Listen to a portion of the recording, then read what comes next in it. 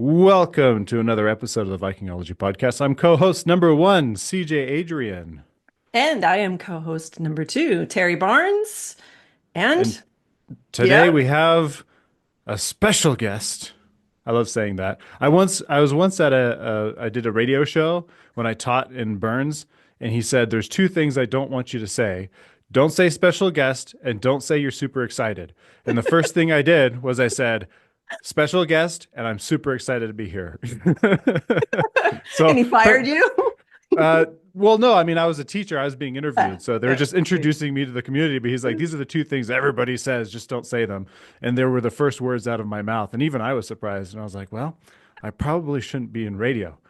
But anyway, we do have a special guest all the way from Ireland, Kildare, Ireland, if I'm not mistaken.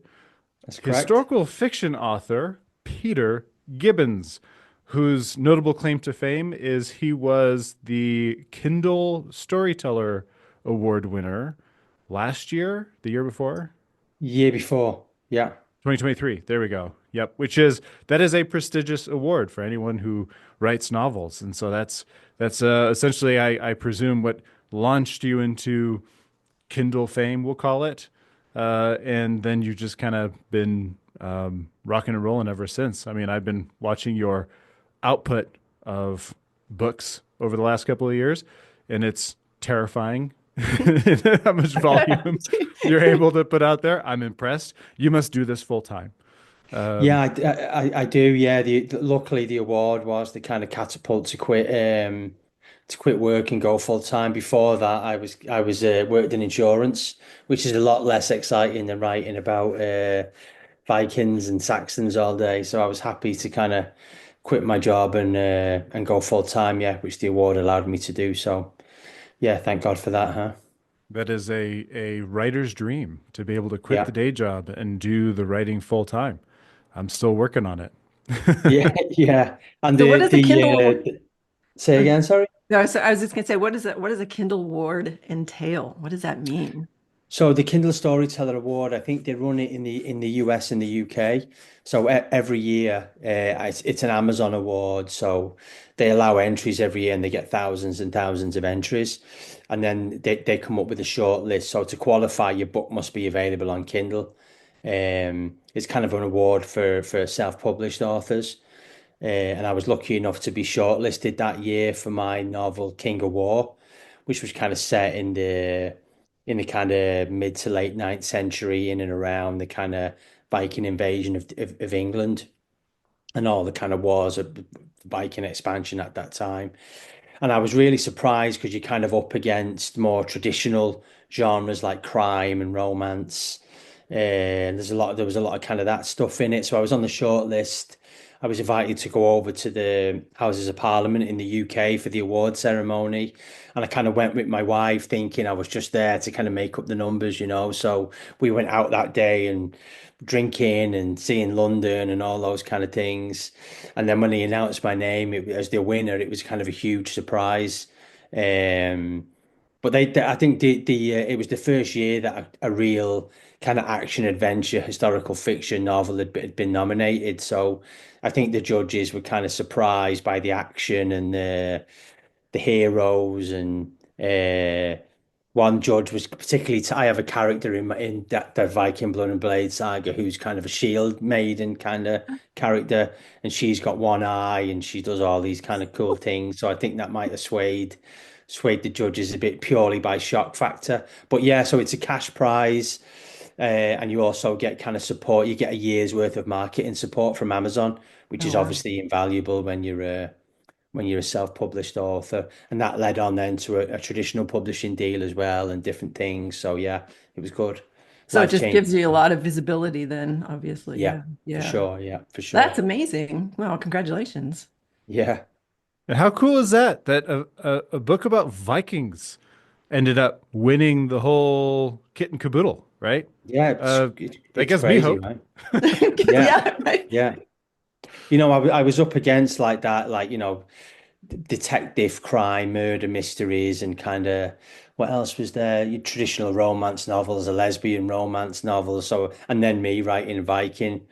So they'd gone from reading all these kind of huge genre books to reading a bit of a book about battles and sea battles, and that book in particular, it was a little bit neat. The books before it were more about like what readers would expect to read, Ivar the Boneless and the attacks on York and King Alfred and that kind of stuff. But that book, King of War, was actually set in Norway and Denmark, where the gang that's in the book take part in King Harold Fairhair's wars, and this huge famous sea battle is in that book. Um, so yeah, it was really surprised that I won. Yeah, I crazy, figured really. out what CJ and I have talked about for like, well, a couple of years now, right? Viking sell.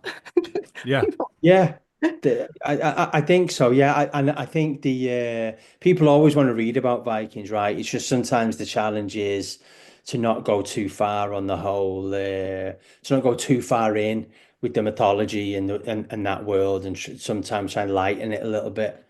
The way you spell things and the way you kind of refer to the not like when you're into that genre, like, which you guys obviously are, the temptation is to go too deep in it, and you sometimes forget to write for the an audience that is just dipping into it.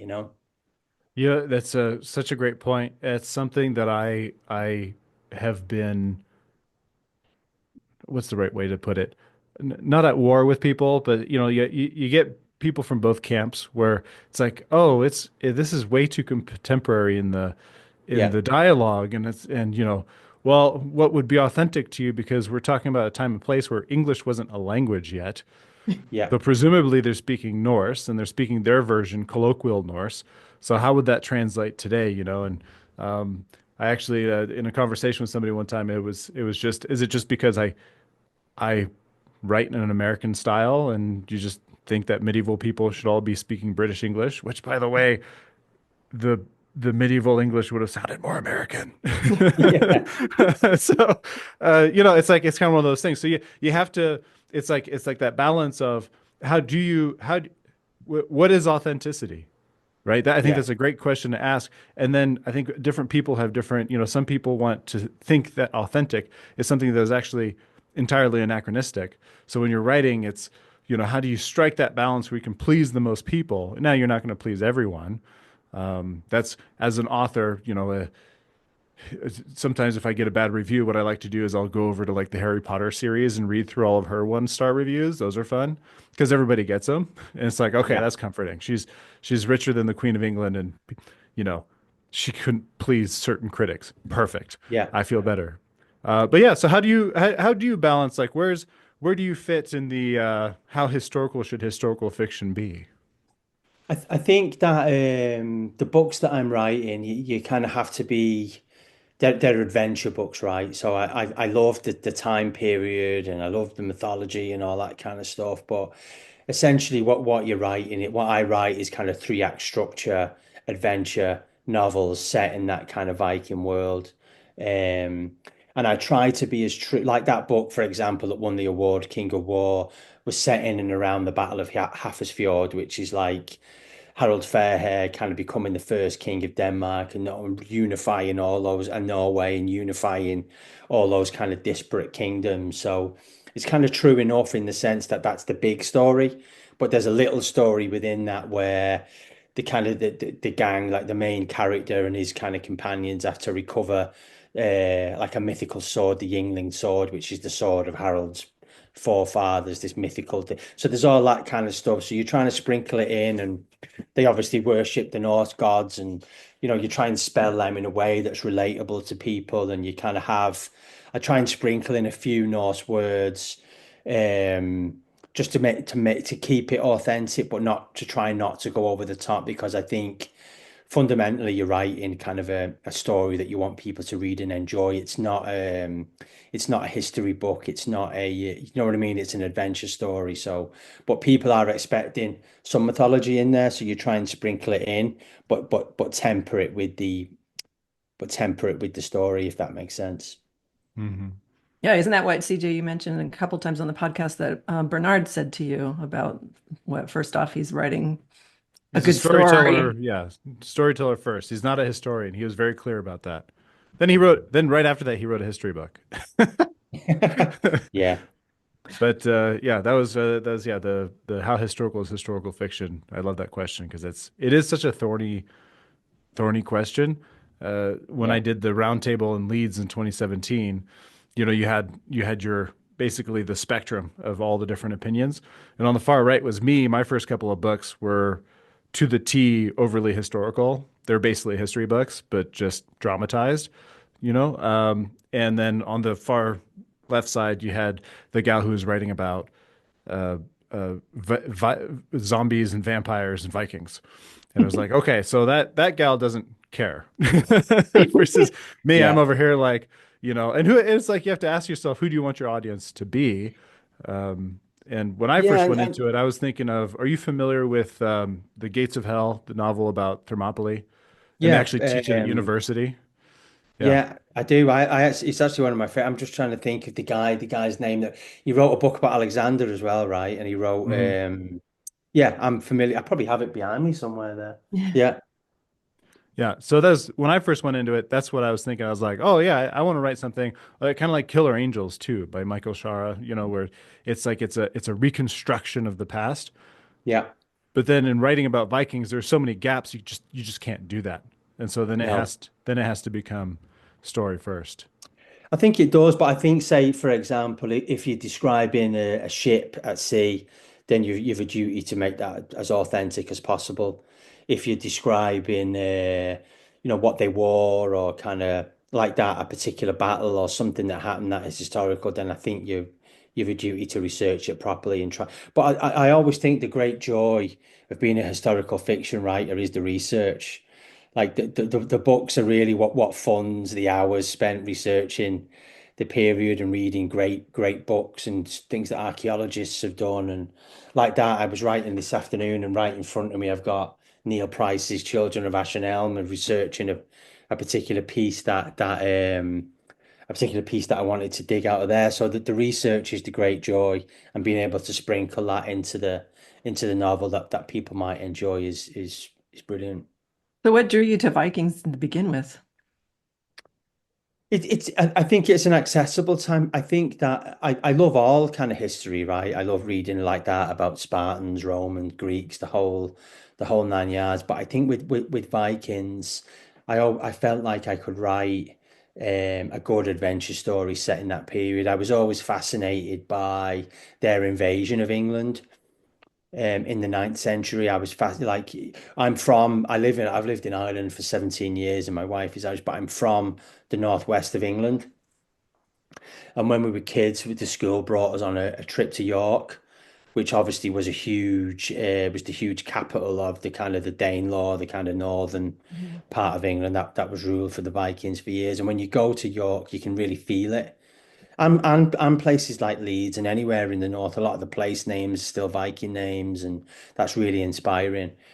And I felt like that period was accessible to write my first novel while I was working because if you're going to write something about Rome, like the research is overwhelming because there's a lot of information. You have to have it right. Whereas with the Vikings, you're really looking at the Anglo-Saxon Chronicle and a few other bits and pieces, the kind of sagas. So it is researchable in a way that you can write something authentic, that's historically factual and correct, but also is kind of 70% adventure. And that's really why I chose the period because I enjoyed writing about it, creating the characters. I mean, who doesn't want to research and write about Ivar and Ragnar and all these kind of cool characters, That's really what drew me to it and what still keeps me coming back to that time period, you know? Were you or did you also have like a background in writing before this or did like No, just always been an avid reader and always read history books as well as kind of fiction books. So a huge fan of kind of fantasy books, a huge fan of historical fiction, Bernard Cornwell, obviously, all those kind of guys, but also with David Gemmell and all the great fantasy writers. But I've always kind of done my own historical research and enjoyed reading things by kind of published historians and that kind of thing. are your That's kids fun. old enough to know their dad's into Vikings? Do they think it's cool? They do, but they don't. When I was their age, I was like I have three kids, so they're 13, 10, and 8. And when I was their age, I was kind of already a voracious reader, and but they're not. And I try and get them to be. You buy them books that you really want them to read, and you read them things, but they're kind of more into sports and that kind of thing. And they like coming out and looking at the stuff I have, like the helmets and the weapons and the Not war the books, horns and though. stuff, but not the books. No, no, Actually, CJ and I unfortunately. were just mentioning that before we turned the cameras on about I made a comment about how because I teach and with students, I mean at college level even it's like it's there's definitely in the last few years, several years, like a marked decline in just readership across the board. So like how do you square that? Like I want to have a full-time career writing things that people hopefully will read in a time of declining readership. How does that work? Yeah, I just can't imagine any of my three like sitting in their room and reading like I would have done, reading The Hobbit or reading, something substantial, something th like to sit there and read it and it take months.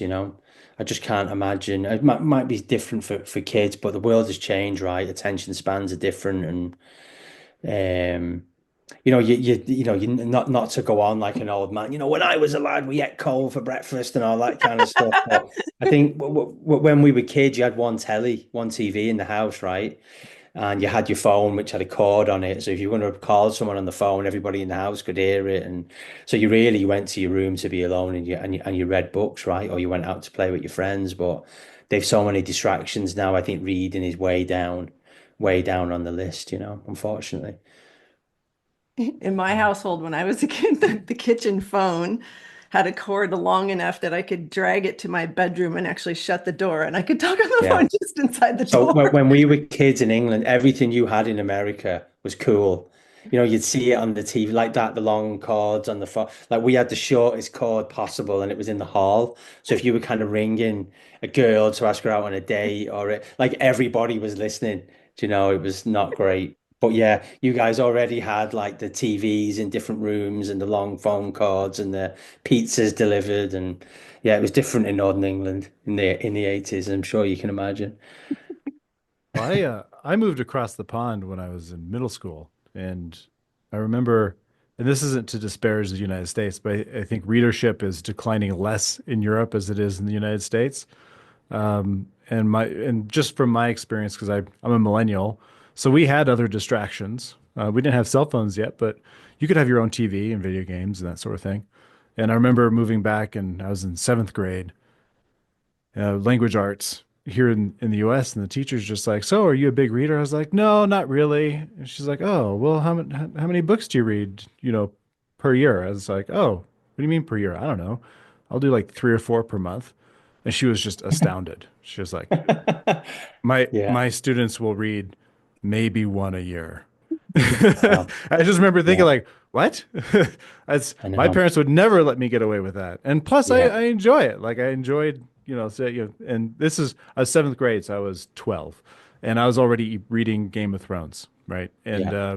And but that nobody else, everybody else in the US was reading like Redwall. It's like, what? Rats that talk and have swords? That makes no sense to me. I want to read about incest and giant men who blow other people's Jeez. brains out. Like I say. Yeah. Yeah. Yeah. For But sure. anyway, yeah, But it's a yeah. But Go ahead. audio books are great. I think audio books are accessible, right? I think people listen to audio books when they're commuting, and I actually the audio book sales are quite good and in the US, and I think a lot of people do listen to audio books like that when they're on the train or when they're commuting to work or wherever it might be. So I think while actual reading might be deteriorating, the way people consume books is maybe changing a little bit, but I think audiobooks is a good medium. Not without kind of trying to tread into that debate of whether listening to an audiobook is reading or not, but the person is still consuming the or listening to the story, right? Yeah. Hmm. Are your books Have available on audio? Yeah, yeah, yeah, Online? yeah. On Audible, Spotify, all the different places. Yeah. Did you read them? I mean, are you the narrator? No, no, you have to get like a voice actor to narrate them. But the guys do a great job. The guy who narrates I have a series about King Arthur. and I have a series with my publisher about kind of the Anglo-Saxon wars with the Viking invaders, kind of a century after, so the kind of late 10th century. And the guy who narrates those books has got a great voice. Oh, that's good. That's fantastic. Yeah, it is a great medium to access. Have you noticed a much of a difference in your in sales or as a result of large language models, the AI, your chat GPTs and all that? Have you noticed much of a difference in how you're accessing the market or shifts in the competition, quality of the competition, anything like that? Not yet, but it's definitely coming. I actually only got an email there yesterday from Amazon asking me did I want to, on the same topic of audio, asking did I want them to AI record some of my books as audio books. So to use kind of an AI. So I presume that's like a robotic voice to record them and issue them as audio books. But I think it's a difficult one because you kind of want to support creatives, don't you? And you want a good voice actor to narrate the book. So I haven't seen anything yet, but it's definitely coming. Like it's everywhere. Like I have a mailing list, and whenever you're creating emails, you get the email provider tries to give you options to reword it in AI. I think now you see these big kind of companies, don't you, producing books by AI, by scraping lots of different authors and kind of regurgitate their content. But I still think they're too clunky. I still think people would recognize that it's AI and not a human being. I haven't seen any effect on sales for me personally, but I do understand that the self-published market is being flooded by AI produced books. But hopefully, human beings can still produce, is the only way to produce new and innovative stories and that kind of thing. I think all the AI can do is scrape what's out there and try and reproduce it and cobble it together in something that resembles a book. But hopefully, it will never be kind of as what's the word, as creative as we can be, hopefully. Or maybe that's just me being naive. Have you guys seen anything impacting anything of your sales or anything like that?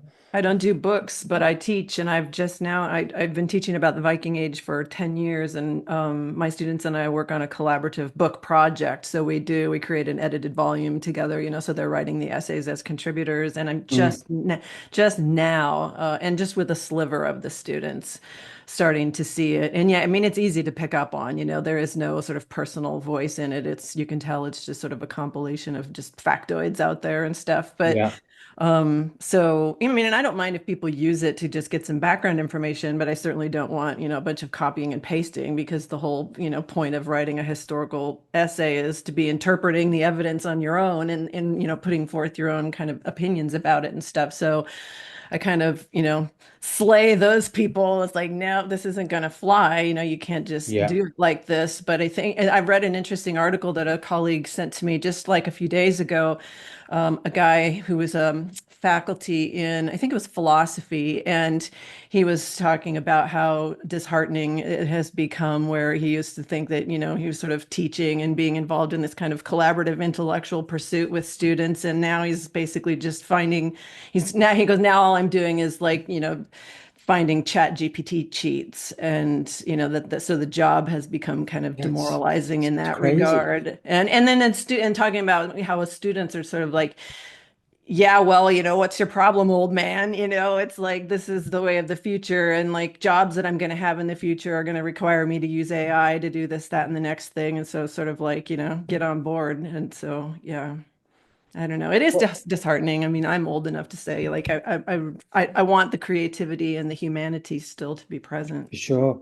And Mhm. what worries me slightly is, and this might be my lack of understanding of how it all works in the background, but take for example the cool, awesome background you've got there, CJ, with Yggdrasil, the tree, and all that kind of stuff.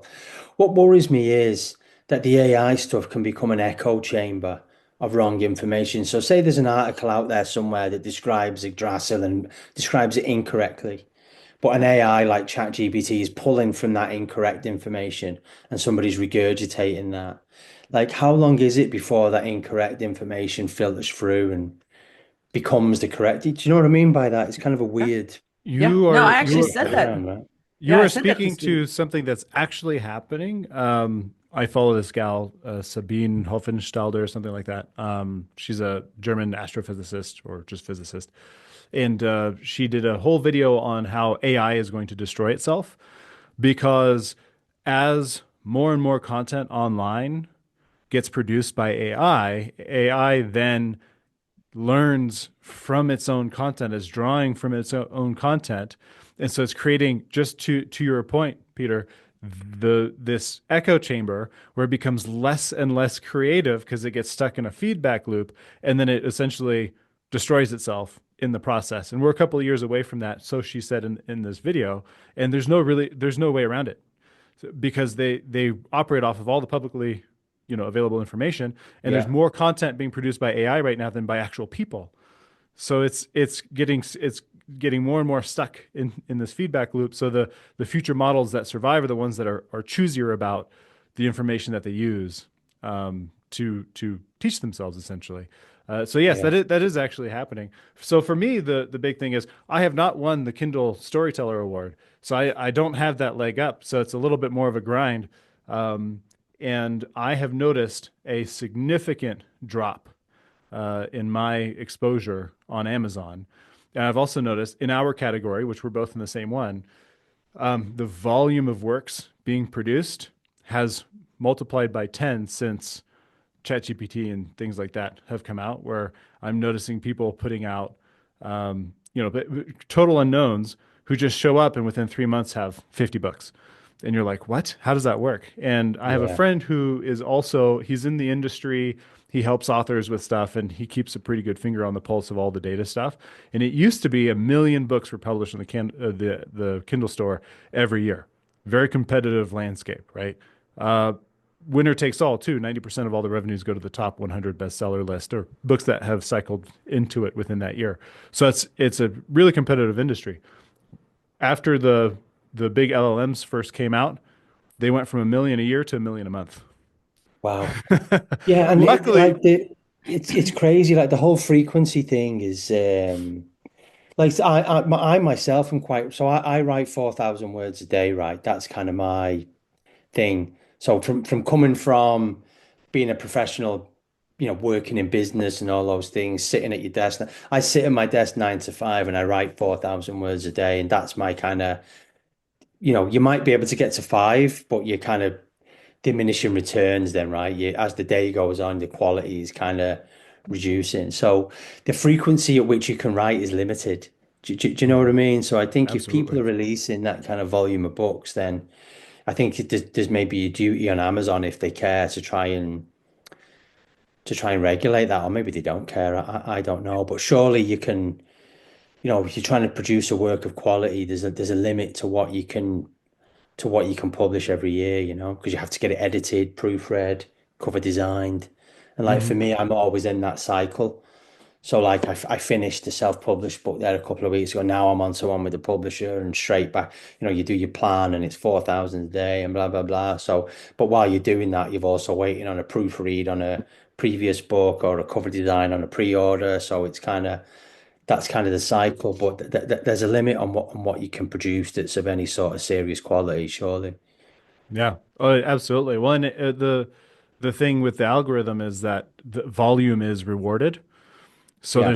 there's an author out there who, so when I first started in 2010, 2011, there's an author out there, Griff Hosker. You probably heard of him because the I do, volume. I do, and it was actually looking at Griff's output that actually made me reconsider what I was doing and understand that I needed to massively. I think Griff's books are much shorter, and he does, if my understanding is correct, while they're great, but I don't think he gets copy it. Yeah, I think he just writes it and puts it out. So he started before all of this stuff, and so he benefited first and foremost from the idea that he got in early with Kindle, and so he Yeah, rode that wave. And I did that too, at the beginning. But his output was so chivalric, we'll call it, because it was just mind-boggling. I mean, I had a full-time job and I was trying to survive, yeah, and I was like, it took me 4 years to write a book. It took, takes him a month, right? yeah, And he was just able to put out that volume, and he was putting out volume with reasonably good quality, right? Not yeah, top publisher quality, but and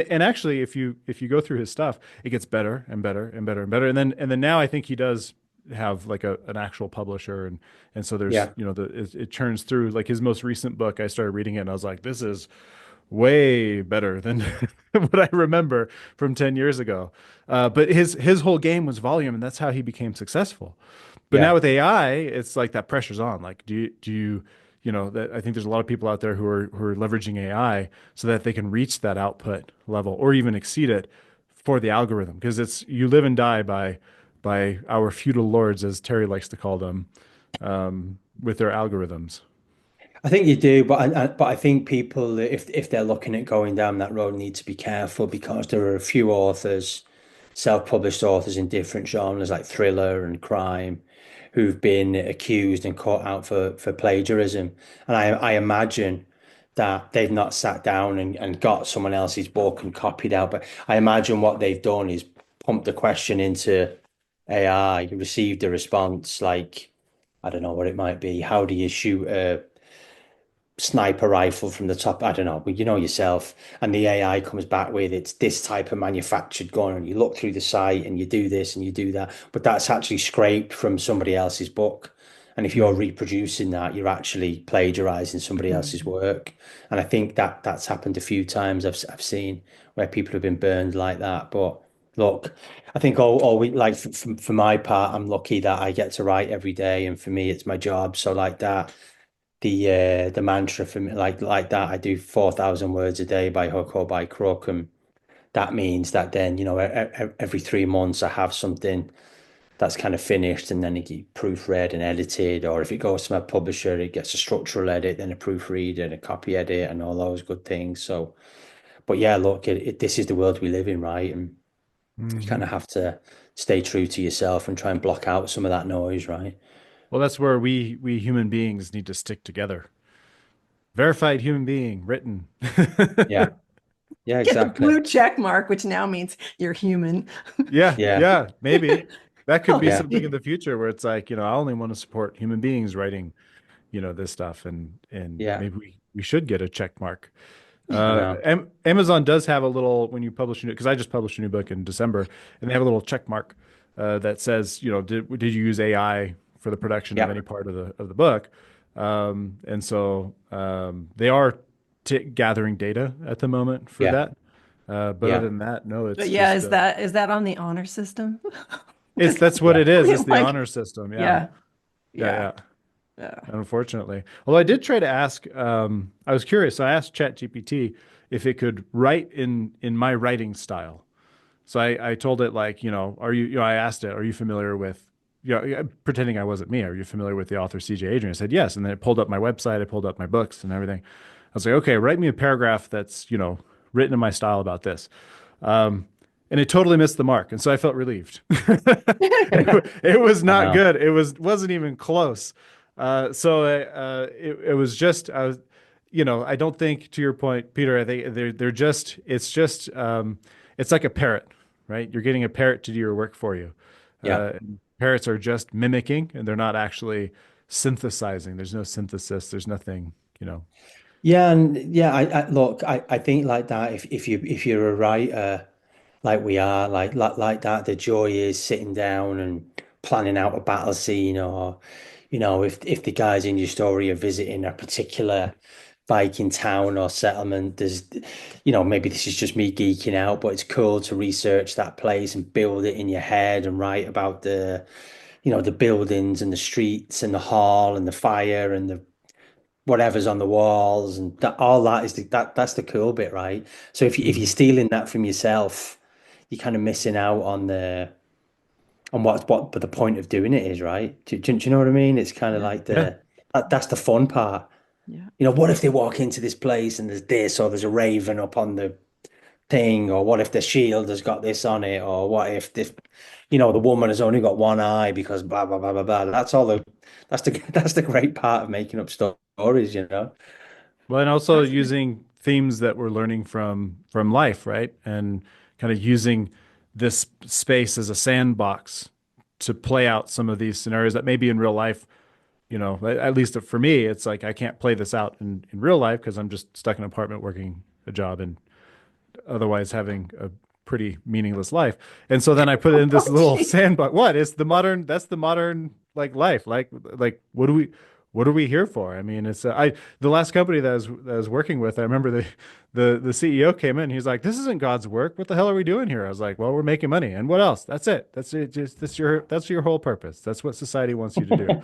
And, and it was just like, "Oh, but in the story, in my books, my characters can explore all the characters. They all get their little narrative motivation and arc, and so they all get to explore these human themes that otherwise might not play out, in our day-to-day mundane lives.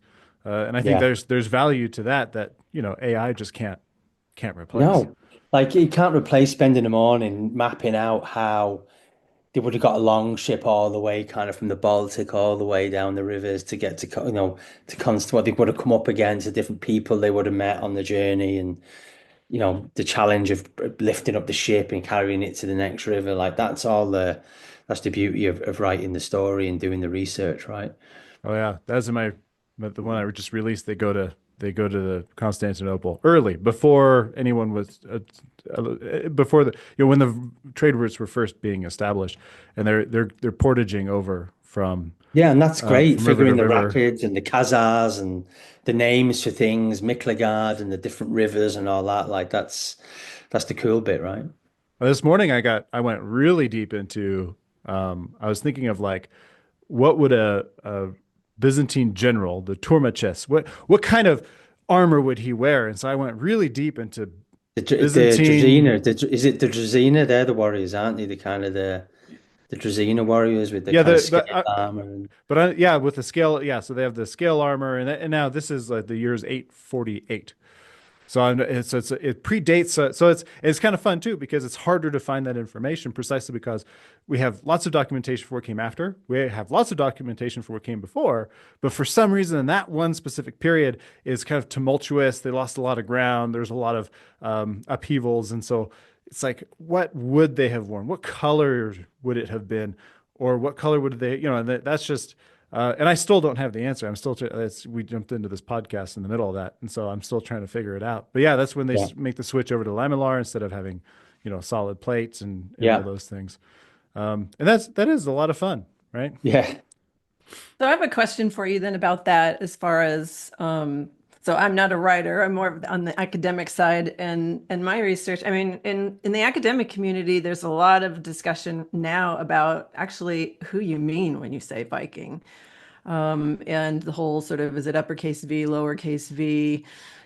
Are these people exclusively Scandinavian? Just lots of stuff. And there's new science and everything, of course, that's driving that and changing the view that we have about human migrations and what these people were doing, et cetera. And so I'm more of like, people have in recent years drilled down into some very specific aspects of that period of time and really specialized and stuff, and I'm kind of more, I think this probably comes from me being an educator as well, is like you have to take all of that information and then somehow make it sort of digestible to people, which you do as a writer as well, right? So you kind of have more the 30,000 foot view, and you sort of like, all right, what's the overarching landscape here? And so when you do that, and because of all the research you've done, I mean, who do you see when you look at these people? If I say Viking to you, what does that mean?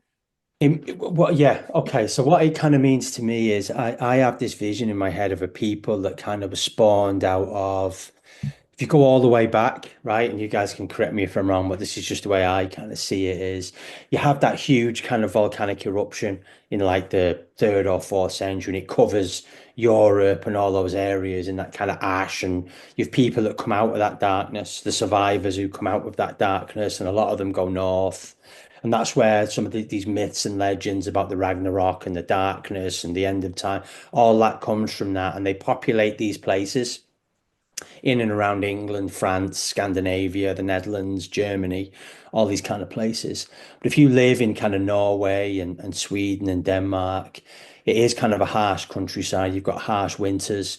And really, if you're going to kind of prosper and survive in that world, you need to be good on the water, right? You need to be good with ships. I think for the Britons, around that same time, you had the Romans left Britain. which was like an apocalypse. So you went from having aqueducts and law and order and access to the empire to nothing, right? So you've got the Dark Ages in Britain, and emerging out of that, then you have the Saxons and the Angles and the Jutes who kind of spawned by that migration post volcanic eruption. They come and conquer Britain, right, with the kind of ruthless brutality, and they worship those violent gods, Woden and all those kind of gods that will become Odin for the Scandinavians. And it's all kind of, for me, it spawned out of that. So when I think of a Viking, I think of kind of a Northman. I think of somebody who's from what was kind of Denmark, then Norway, Sweden, those kind of countries. I think of people that live by the sea, whether they're traders or raiders, wherever it might be, and they have kind of violent gods. They don't think like we think. For them, they don't have churches, they don't have priests. I think that they think of the gods in terms of, you might pray if you need a good harvest, or you need, you're going out fishing for the day and you want the Orth or Ran to kind of bless what you're going out to do that day. Or if I live on an island off Norway in the Skagerrak, and my father and his father and his father's father, we have ships. And what we do every summer is we go out on those ships and we find weak people and we take what they've got and we bring it home, whether that's silver or slaves or wherever it might be. And that's how we live. For us, there's nothing wrong with that, because we've always done it, because we've always learned, going right back to that time where we came from the darkness, that that's how we live. And our gods, like Odin, tell us that that's the right thing to do. And if we go out and we're in that kind of elite warrior class and we fight and die that way, then a bit like what some religions still feel like today, if we die in battle, we're going to go and we're going to live in Valhalla or Trafalgar or Sesrumnir or whatever it might be, in a massive hall with shields for the roof, and we're going to drink ale and fight all day and die and live and rise the next day and do it again. And that's what we believe. But that's what I think when I think of Vikings. I think of the lower kind of castes of farmers kind of eking out and a brutal kind of harvest in those Half Norse countries. I think of their ships, of them being able to go from just having kind of rowing vessels to inventing the sail and being able to navigate and use the stars and bring their kind of cruel world south into kind of countries that had been softened by Christianity. And that's, to me, what a Viking is. It's kind of a somebody who's kind of hard and brutal from the north, who's been raised to that life, who was kind of able to come south and exploit, softer countries and bring violence and subdue them. That was probably a long answer, but that in my head is what I think of. Like, I think Viking is perhaps now not the right word to use for those people. I think you'd be talking about a Norseman or a Dane or a Sphere or a Geat or whatever it might be, or even a Saxon. I think there were Saxon warriors that were displaced by the different invasions that ended up going and becoming Varangians in Constantinople and all that kind of stuff. And an ancient Britain worshipped lost gods, became a Roman, who became a Saxon, who then, if they lived in the Danelaw, became a Viking again. So it's complicated, right? But I think Viking is kind of a word for that collection of kind of people who worship those old gods, and that transition then when they became Christianized with Harold Bluetooth and Svein Forkbeard and Connaught and all those kind of guys. They're still Vikings, even though they worship Christian gods. And they say, don't they, that even in those days, at the end, a lot of those guys wanted to be buried with their kind of pagan symbols, as well as the cross. So I think a Viking is kind of a loose collective term for all those kind of people from the eighth, ninth, and 10th centuries, who were able to sail and go on Yeah. adventure and fight and do all those things, right? Sorry, Yeah. that was kind of a Yeah, no, ramble that's no, that's answer. good. That's really good. Yeah, because I think that paints a good picture of what we know. Again, the evidence is kind of an issue sometimes, but yeah, I think it's interesting to hear you say, that they kind of these strong people from the north who then exploit, weaker people who've been weakened by Christianity, and because then it sort of, begs the question of then why do they choose to become Christian? Why do they join the soft side? And my students, when we talk about this, I'm like, don't think of it in terms of like, oh, they're not Vikings anymore. They did, you just sort of took the badassery out of them by making them Christian. Think of them as being absolutely Vikings because they became Christian for very opportunistic reasons, right? If the landscape Exactly, yeah. changes, they're going to adapt and change with it because they're survivors, right? Yeah, for sure. Yeah. And it's a bit like I was reading something there last week about I think it was Harold Bluetooth or one of those guys started wearing, the pack symbol that Constantine you had on his shield, and for the same reasons that he saw it and used it once and it brought him luck. So he just decided to stick with, but he probably would have still, if he stubbed his toe, he probably would have still cursed to Odin or something like that, even Yeah. though I Yeah. think, the Christian God was one of, like, if you come from a religion where you worship lots of gods and it's not a big deal and you don't have to go to church and you're not going to be punished by priests if you don't do this or you don't do that.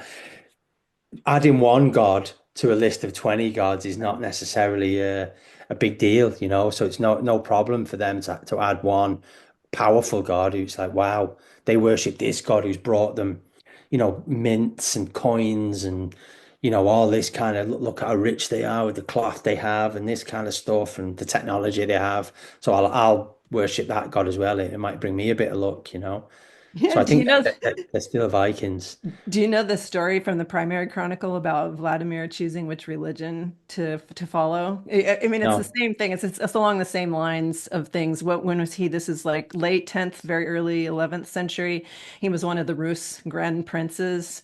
And it's ultimately a story about assimilation because they go from being, sort of Scandinavian, Norse, whatever, over, generations become more Slavic. And but there is this story that gets recounted, and again, it's the Primary Chronicle, so who knows, how much embellishment or whatever there's going on. But it's funny anyway because it just speaks so Viking, like what we're talking about, where he basically has these emissaries from all the various religions. It's like Jew, Muslim, Orthodox Christian, the German Christian, which is what they called it, meaning, sort of the Latin church in the West and whatever.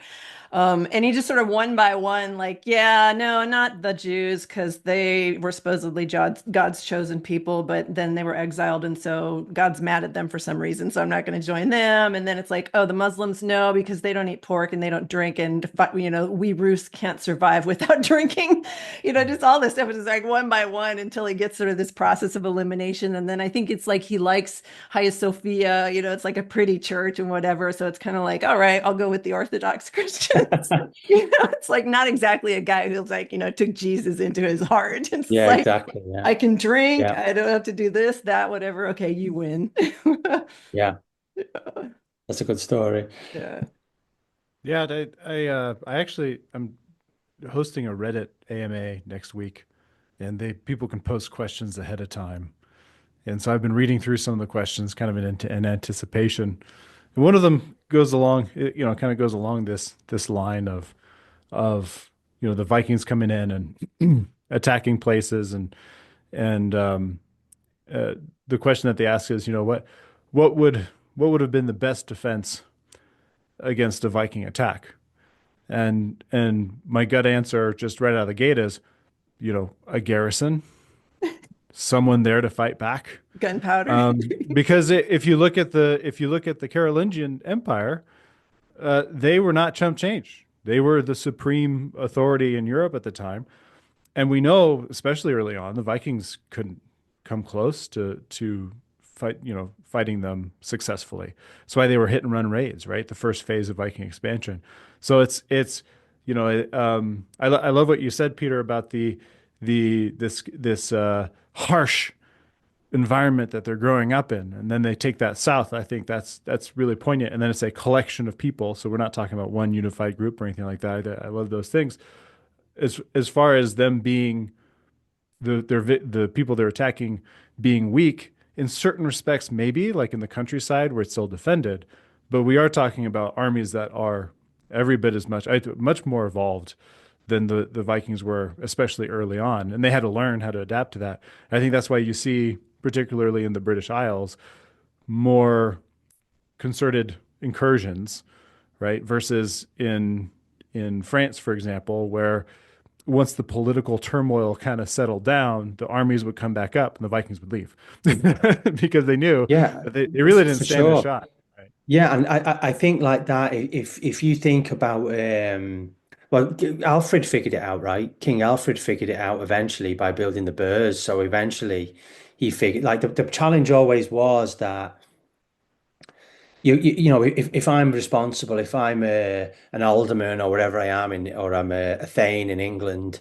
I might be able to afford to keep maybe 6 or 7 professional warriors in my household because I need a surplus of food. I need to be able to feed them and their families. I need to be able to give them lodgings, pay for their weapons, give them arm rings or whatever it is to be a good lord, right? But if a Viking longship lands, okay, if a Drakkar lands up the road from me or up on the river, 2 days march from where my hall is, the 70 professional warriors coming, 70 lads who that their job year round is to fight and raid and pillage, whereas I've got 7. Now I can muster the field, so I can call up the people who owe me their olds who farm the land around me, and I allow them to do that on the premise that they're going to fight for me when I call. But they're not professional warriors. These lads are coming with a spear or an old shield that the granddad might have had, or whatever it might be, facing against 70 professional warriors. And, could be, they could have leather breastplates, they could have chainmail armor on, they've got helmets and axes and shields. And eventually Alfred figured out that to try and have that standing army and have the countryside retreat into those Burr fortresses. And then he would have, from spring to autumn, he would have a standing army to be able to fight them. And I think that's where the Vikings were particularly successful, is if you can band together kind of a few jarls or kings or whatever they want to call themselves and bring 70 ships to England filled with professional warriors, then it's pretty hard to match that force, because what king of that time could afford to keep an army of 5,000 warriors fed and housed all year round, It's complicated, right? But it's an interesting discussion.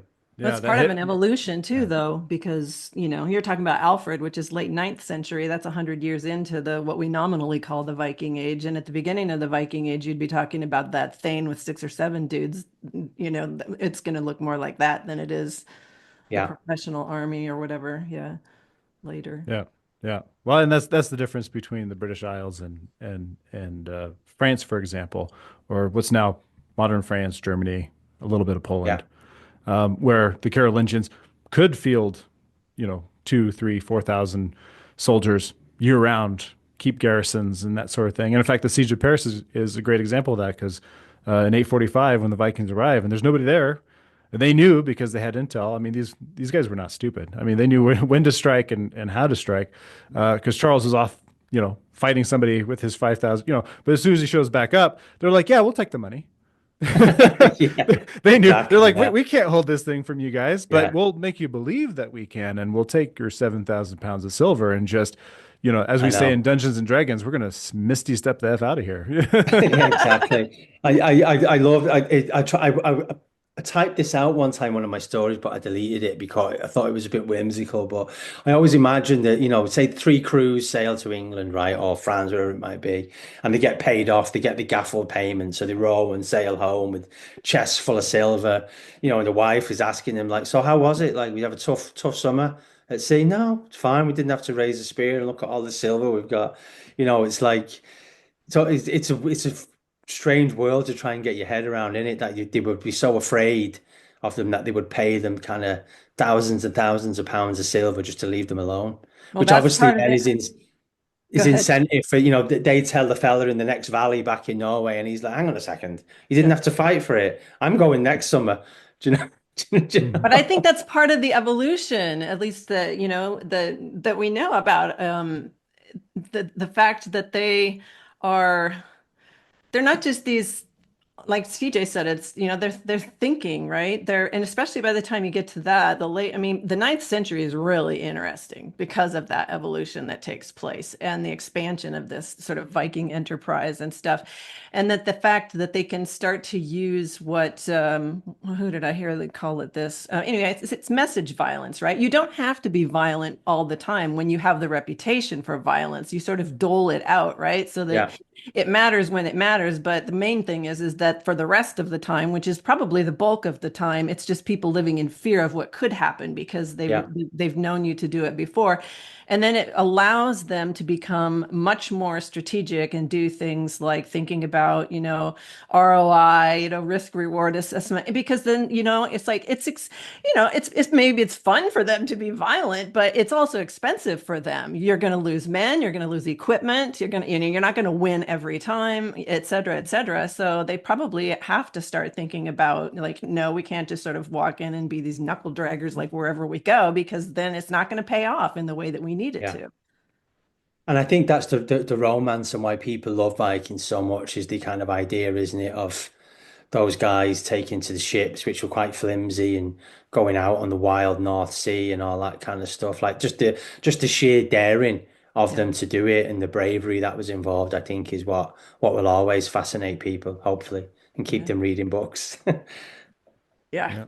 Yeah. The my favorite story for the Vikings were really thinking about these things and staying. There's two pieces to this story, but the first one is so the island of Nomuchi is where my family's from. That's where the Vikings attacked in 799. You look at Lindisfarne 793. So the first attacks, were pretty targeted, and people say, "Oh, they're just attacking monasteries, kind of willy-nilly." Well, no, they were pretty deliberate about where they went. And when I visited Lindisfarne with my dad, this is back in 2017, right after the conference in Leeds, we show up. So Noirmoutier is what's called une presqu'île, an almost island. It's at low tide, the sandbar emerges and it's connected to land, so you can cross over from the continent. And when we got to Lindisfarne, I didn't know this, and we get up and there's a submergible road, and we got there. Luckily, when the tide was going out, so we only had to wait an hour or so before we could cross over. But we drove up, and my dad looks, he goes, "Did you know about this?" I was like, "No," and it stays between us. But then he looks and he sees the submergible road, and he looks at me, he goes, "Ils étaient pas cons, huh? These guys weren't stupid, were they, the Vikings, right?" Because there's a submergible road with an island, and then you look at Noirmoutier, it's the exact same thing. And so they were thinking. And the other piece that I like to throw out there too is the sack of Nantes in 843. We have from the Annales d'Angoulême that says that they were Westfaldingi, or men from Vestfold. And I always like to say the only reason the chronicler would have known that is A, contrary to what the chronicler said, somebody did survive, and B, the Vikings introduced themselves. Yeah. So they were showing up and they weren't being shy. They're like, "Hello, I'm from Westfaldingi. How are you doing?" And then they'd be like, "Oh, well, welcome to our village, and would you like to trade?" "Sure." And then like, "Let me just go back to my ship." And then he'd come back with his 70 warriors, and be like, Yeah. I got my keys. I'm just going to go back and get them. Yeah. "Just I have to go get some things. I'll be right back. Yeah. Forgot a few tools." Although, CJ, that actually brings up a really good question that I was just a week ago today. I was talking with one of my dissertation advisors about that, because it's like, look, you read all of these chronicles, right? And they say the Danes came, the Nordmani came, the Northmen came, whatever all these words are for them. Like, oh, they're here again. Oh, they came and sacked this place again. And I'm like, how did the chroniclers know that? Like, how they roll up and what their ship flag color is a particular color, so it's like, oh, those are the Norwegians, or they got the particular gang symbol they're wearing, which a lot of scholars actually think that that's true, that there are some sort of kind of piratical sort of identifying marks of like we're part of that clan or group or whatever. But still, for all of these chroniclers, like all over the place, right? From France to the UK and whatever, where it's like the Danes came again, the heathens came again, whatever. And it's just like, how are they identifying these people? And my advisor, he said, the first thing that came to his mind was linguistically, that with hearing them speak is what would be the dead giveaway. So I just thought of that in terms of, what you just said there about the Westfaldingi. It's like, how do Well, you know? well, yeah. How do you? Well, that's actually in that region of France, kind of where we can figure some of this out on how they were interacting with the local populations. It's uh, you look at the sack of Nantes in 843. They introduced themselves, right? Is at the Festival de la Saint Jean. It was right after the Battle of Fontenoy-en-Puisaye, in which a significant portion of the nobility was wiped out, including the Count of Nantes. So these guys knew. I mean, they were connected. So these were not unknown. These people knew each other. That's almost what makes it worse. That the Vikings came in and brought the destruction that they did being known to those communities. And I think that's what made it Yeah. worse for the victims because they're like, wait a minute, we were just friendly. Why are you attacking? But that's something that we covered with Raynor and Mm. William about the Viking frame of mind and the warrior ethos and what they talk about. You know, what is a fair fight? Is blockading somebody's door and burning their house down with them in it a fair fight? Well, to them it was. To Peter, your point, this was they came from a much harsher lifestyle in the north where it's subsistence. For them, it's taking somebody else's stuff in a fair challenge is perfectly fair game versus the people in, say, Western France who have a completely different philosophy on life, who say, you know, oh, we need to establish trust, that sort of thing. Because then after that, they sacked Nantes in 843. Well, 10 years later in 853, they get a royal charter from Pepin allowing them to establish a market on a small island right next to the city. Yeah, and Which all, it's interesting, right? Because I think, law and order in that time is an interesting concept, isn't it? And I think like that, same in Britain and France, law and order is kept by the king, right? And his soldiers and his feudal lords. But essentially they're still just gangsters. It's still like a protection racket of you give us 10% of your surplus every year and we'll stop anybody from hurting you kind of thing. But for the Vikings, like if you live on an island like that in the Skagerrak or Kattegat or whatever it might be, there's nobody to stop you doing like somebody to stop you doing what they want, they have to bring soldiers and make you stop. Otherwise, you can do what you want. So if I'm in my island there and I'm in my hall and it's winter and a merchant comes and he's been south to Nantes in the summer and he's come back up trading fleeces or ingots or whatever he's got and he tells me that he's seen this nice little village at the end of a river, so he stays with me for a week and I kind of pump him for information, giving him ale and all those things. So in my head, I'm building up a picture of where he's been, this merchant, and what he's seen. Come spring, I'm taking my guys and I'm going south to that place because it seems like easy pickings and I'm going to raid it, right? And it's kind of that information, but it's like that the law and order and the way it worked then is a really interesting concept that I always think that you kind of have those settled places, after Charlemagne, and you have France and you have England and it's settled and there's law and order. But really that law and order is at the whim still of strong men and their armies and the way they police those kind of territories. But for the Vikings, that was kind of different. It's like if I have my island, I can call myself a king if I want, unless somebody's going to stop me from doing it, right? I play with that actually in my most recent book where they show up at yelling and the king has left and he's gone to raid, so they missed him.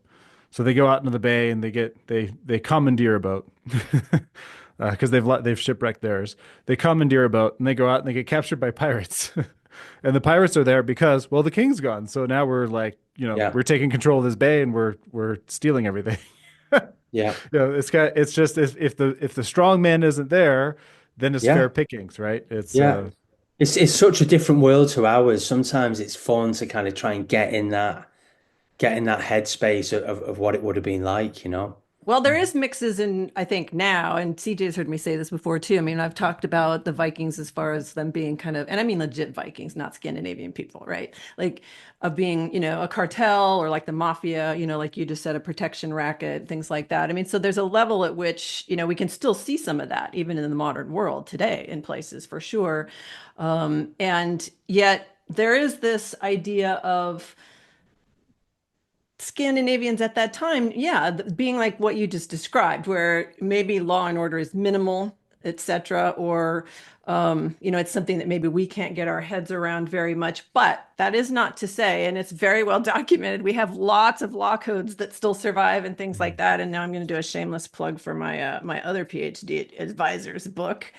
Read about oh yeah. Viking law and Brilliant. order Yeah, by They had law Alexandra speakers. Sandmark. This is very well documented that there is Drenger, there's an honor code, there is a way of being where it's yeah, not completely lawless and disorder in that world. They do play by their own set of rules, and the yeah, rules and oaths and all those different are things. respected. And yeah, so yeah, it isn't like it's just a free for all. They could do whatever they want within their own code of lifestyle. They keep each other in check. Right. Mm. It's just different than the Yeah. populations they were interacting with, right? Right. Um, Exactly. yeah. Exactly. This could be an epilogue to Malcolm Gladwell's Talking with Strangers. That whole book was about people who just, Yeah. one of the stories talks about is Neville Chamberlain and Hitler and how that really went to hell in a handbasket, right? Because they weren't speaking the same language, they weren't speaking the same, there's so many things were wrong where they weren't talking to each other. And so that'd be a fun case study. I'll write them, be like, hey, Malcolm, we should write this chapter for your book together about the Vikings, right? Going places and kind of like the whole thing where they go to France. They go, yes, establish a market and let's trade. And then it's just like, okay. And then the next day they show up and they're like, we're going to kill you now. How Yeah, did we and misunderstand it's this? true. And this is where it gets interesting, isn't it? It's like that, like Viking Law and Order. So I'm uh, I'm on my island, right? Go back to that example, and something happens at a summer fair when I'm visiting the mainland, and one of my guys kills one of someone else's guys.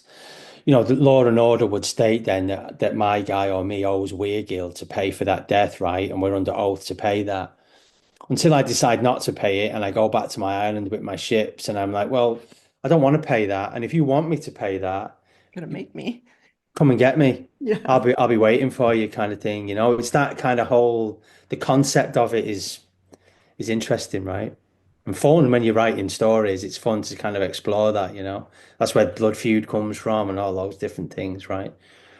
I like that Yeah. you keep saying my island because my books, oh, you can't see them behind my thing. It's literally what he does. He takes an island Yeah. and it's mine now. And then when he leaves, it gets attacked Yeah. every time. And he's just like, well then, No, so not again. well, Yeah. and the solution is like every time they leave, we have to take everyone with us, right? Yeah. Like everybody loads the ship. They don't leave any women or children or anything like that. They know it's going to get destroyed. They know somebody's going to come in and take it. They take all the wealth and they go to do whatever they need to do, and then they come back. and Yeah. and that's how they hold the island, and that's how we think actually the island of Normandy off the coast of France may have been a base for them, but there's no way they could hold it year round for a variety of reasons. To your point, you arrive on a ship with 70 professional warriors. How long are those guys going to hang out with you before they decide that they need to go home to their families? Not that long. So you also, if you're going to try and establish a wintering base abroad, you're going to have to expect that significant portion of your people are going to leave and go home. So then you also have to send them home with some kind of reputation, some kind of promise where more people will take ships and come back and rejoin the next year. And so that's a process that I've tried to play with, trying to figure out how do we get, and actually the solution for my character is he has a really good reputation in the north, and rather than going north to recruit people, he waits for fleets to come to Western France, and he essentially commandeers them. Shows up and says, "Hey, I'm this guy," and they're like, "Oh, that's you? Wow, yes, follow me." And then they're like, "Oh yeah." Yeah. It's not that easy. He gets beat up a few times, but I think the cross-cultural thing is really interesting. I know Price has talked about, the fact that, he's has argued, like with Lindisfarne, the Chronicle, and in the Anglo-Saxon Chronicle, right, that entry, but also a lot of the other entries in the other chronicles of like the shock and awe sort of effect. And it's like the shock and awe is not that these people just show up out of nowhere. The shock and awe is that these people that we knew, like you said, CJ, earlier, all of a sudden turn on us for some unknown reason, and they're like, "What the hell's going on?" But the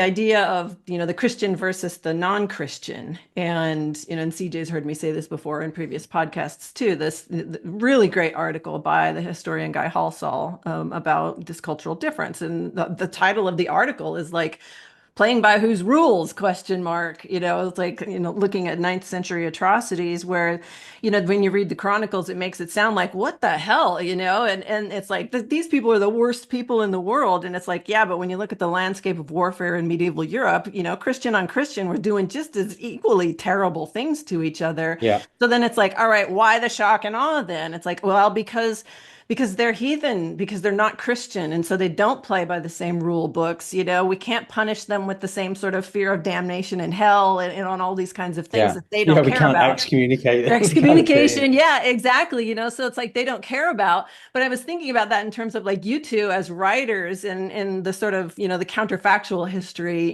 kind of part of the discipline that has come up in recent years to think about do that sort of man in the high castle kind of thing too, where you're like, okay, what if it had gone the other way? What if, the Nordic heathens had been bent on conversion and did that to the rest of Western Europe rather than the other way around? What would the world look like on the Th- th- th- European continent? There's actually a cool series by a writer called Harry Harrison, who wrote kind of these three books about that, like these alternative history books. I probably have one. I probably have one there. It's one of, yeah, there it is. That's the first one there. It's called the Hammer and the Cross. If you get a chance, you should read it. So, in his alternate history, that's what happens. So, the Viking invasions happen, but instead of them converting, they start converting people to the Norse gods, and it kind of changes history and all those things. It's Ah. good. Oh, here, I Yeah. thought I was giving you an idea for your next No, book. it's great. Oh, It's a great idea, obviously, but it works. And then he's kind of going. These guys get kind of convert everyone in England, and then they're going up against the Holy Roman Empire as it was, the Germanic kind of Holy Roman Empire, and it's good. It's a good series. Well, I suppose there's probably not a small number of people looking at the general landscape of politics in the European continent and Russia right now who would think it looks like the Vikings did take over. I mean, the Oh strong God, men are I on the know. rise, and we're kind of in a peculiar place in history right now. yeah, and more bordering on fantasy though is Ian Stewart Sharp, who a friend of the show, who Yeah. his Viking verse is all about, or the All Father Paradox, the first book in the Viking verse, and his is kind of that same thing. The the Norse gods won over Christianity, but then in here the Norse gods are actually like pseudo real, and then they discover the nine worlds, and then so then you get into like 19. He gets his time alternate timeline takes you to 1973, which is present day for the book, and it's space Vikings. They're in space. They're traveling between. It's cool. And Oh, we do, and that's what the live playthrough podcast is about, right? The nice. Yeah. Vikings Nice. and Valkyries that we're doing. Yeah. Yeah. Well, so what's the next book you're writing here? So I want to keep you away from your evening For here me, forever. I'm just finishing like a kind of a prequel to my Viking Blood and Blade saga, and also planning out the next book in my King Arthur series with my publisher. That's going to be called Camelot, and it's the third book in that series. I have a book waiting to be published by them, which is kind of interesting for this conversation. Is the fifth book in the series about Ethelred the Unready and Svein Forkbeard and Olaf Tryggvason and all that. So the fourth book in that series is due out now in a couple of weeks. But I wrote that last year, but it just takes a while for it to be published. That's called Enemies of the Crown. I think that's out on the second of April. Nice. Uh, Fantastic. yeah, but that's cool. That series is all about the kind of Battle of Maldon and how Ethelred's kind of kingdom crumbles and Forkbeard and Tryggvason and all that stuff. It's nice to write because it's a good part of that time to read about and research. Yeah. I have a quick question on that. This is really we might not get a succinct answer, but I have to ask. So Bernard Cornwell did The Last Kingdom. He did Vikings, right? But then in the middle, he was releasing a King Arthur series. Giles Christian was writing about Vikings, and then in the middle, he decided to do a whole thing on Arthur also. And so you're doing your series on Vikings, and then you're doing the thing about Arthur. So what is this? What is behind this phenomenon of you British people writing about Vikings, but then taking hiatuses to write about King Arthur? And should I Because write my in, own in tale our of King Arthur? hearts, we all want to write books about King Arthur. And when we get a modicum of success, that opens the door to write it and write about the sword in the Ah, stone. And the hard thing about writing about King Arthur is not to get completely carried away by Chrétien de Troyes and all the kind of made up stuff. But I love that period, which isn't that dissimilar from the Viking Age, right? If you think about it, it's the Britons after the Romans have left, but in their world. Beowulf. It's Beowulf. Yeah, but in their world, the Vikings are the Saxons and the Jutes and the Angles who believe in the same gods as the Vikings. But Yeah. it's just not that well documented a period. But it's essentially a Viking invasion, right? and Arthur's kind of this Brythonic hero trying to, and it's kind of a tragedy because ultimately he loses, right? Ultimately, the only part of England now which is inhabited by British people is Wales, and the Welsh word for Britain means the lost lands because it was lost to the Anglo-Saxons. That's why when we play rugby and stuff, the Welsh still love battering England. The rugby's on at the moment, the Six Nations, and they take great pleasure in giving us a beating, right?